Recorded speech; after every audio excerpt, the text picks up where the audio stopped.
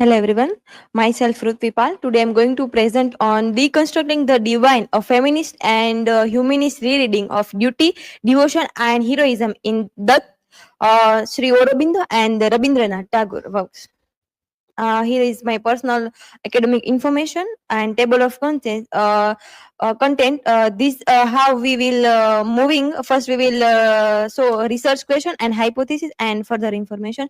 My research question is how do Toru Dutt, Sri Aurobindo, and Rabindranath Tagore employ literary modernism to deconstruct patriarchal and orthodox ideas of duty, devotion, and heroism, and what is the continuing relevance of their critique to contemporary Indian socio-political discourse. And hypothesis is this study hypothesized that the works of Toru Dutt, Sri Aurobindo, and Tagore from a coherent critical spectrum, systematically dismantling patriarchal ideas of duty, devotion, and heroism by relocating moral authority from external institute to the internal autonomous human self. Their critique established a foundational humanist framework that remains critically relevant for analyzing contemporary issue of gender inequality, political idolatry, and performative piety in modern India.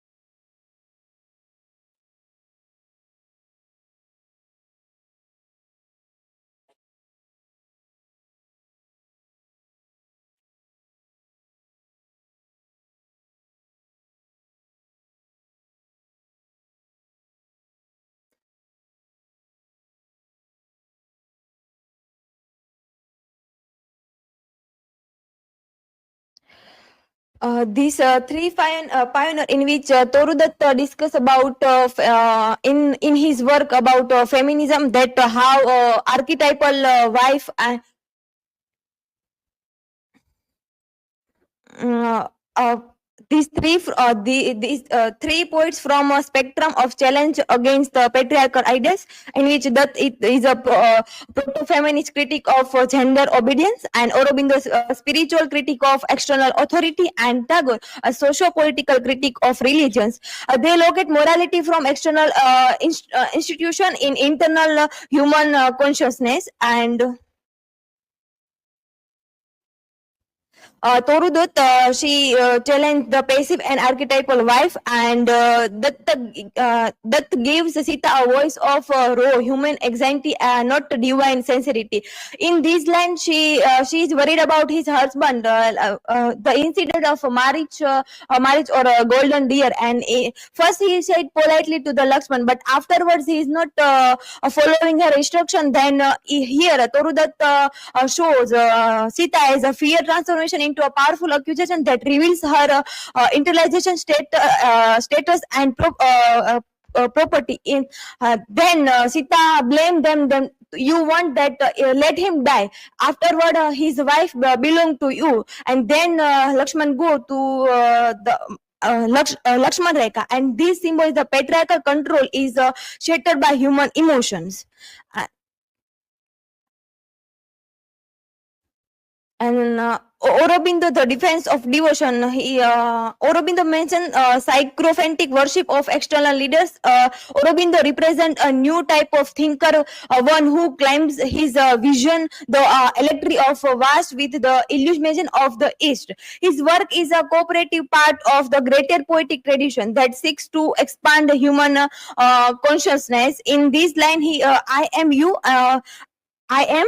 You say no magic road, no cry ocular. In this line, he mentioned that I don't want to be that tool that someone came and solved their problem with his hand. And his entire poetic corpus, from illusion to epic, Savitri is driven by a cosmic and humanistic vision of man, a total redemption.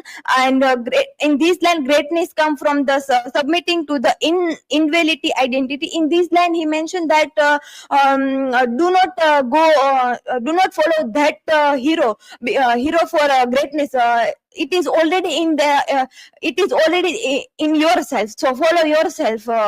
And Aurobindo's poem is a direct critique of the culture of political idolatry, where the populace outsource its moral and intellectual agency to a charismatic figure.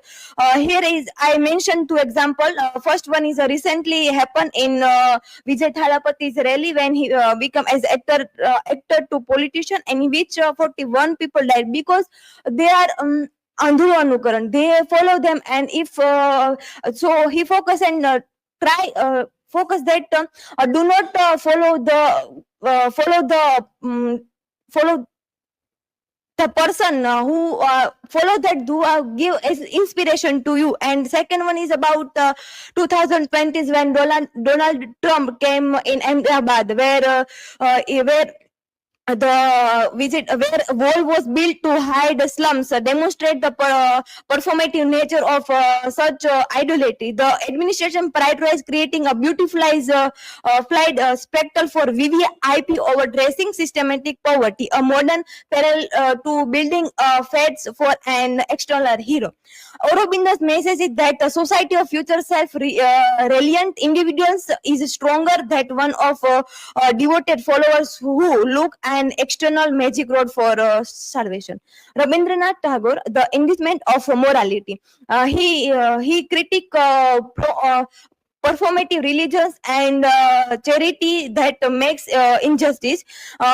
In his poem Dinodan, he mentioned that there is no god in the temple. It is full of royal pride, and he built while the king ignored his suffering subject.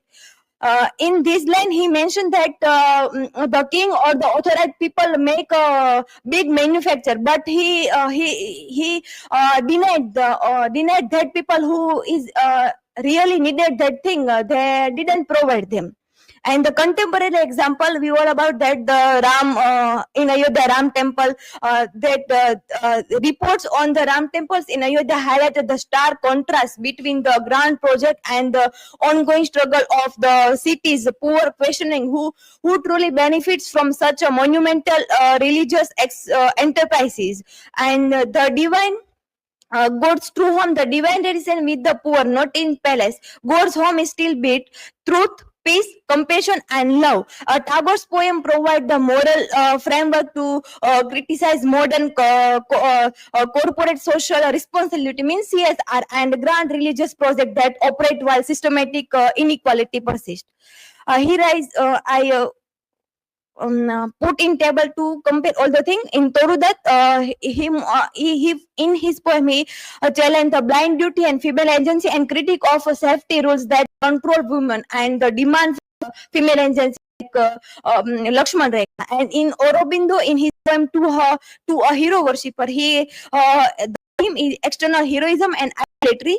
He criticized a strongman politics and influencer culture, call for self-resistance. And the Tagore in Dinodan, performative religions, charity, that critique of hollow CSR and the grand religious project that ignore the poem. The conclusion here, I am concluding my presentation. To conclude, together Dutt, Aurobindo, and Tagore from a powerful narrative that systematically dismantle the pillars of patriarchal orthodoxy.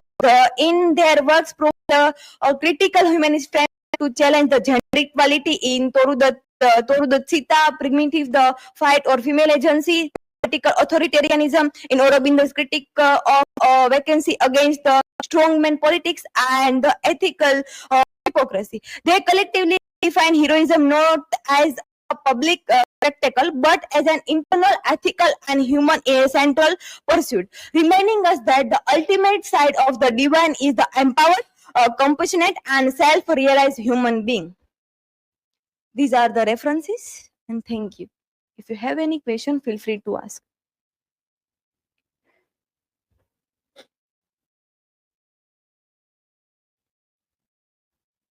Prithvi, my question is, your analysis focus on poetry.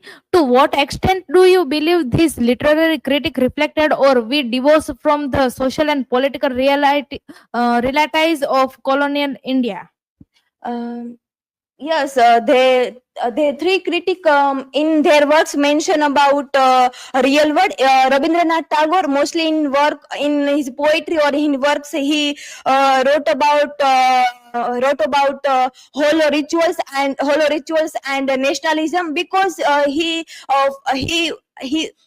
because he introduced, because he find that issue in society and he thought that this is harmful for the society. In Aurobindo in his work he wrote about the self resilience, and in Toru Dutt she's personally wrote about the feminism and to empower women freedom.